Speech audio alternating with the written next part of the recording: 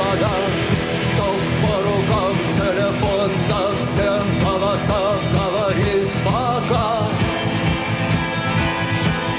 Пора. И пальто на гвозде, шарф в рукаве и перчатки в карманах шепчут подожди до утра. До утра. Но странный стук зовет дорогу. Может сердце, может стук двери.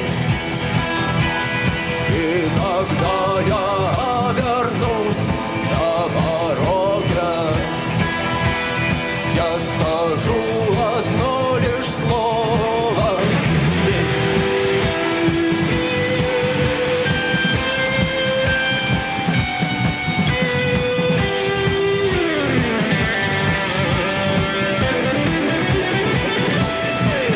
И опять на вокзал, и опять к поездам, и опять проводник выдаст белье и чай.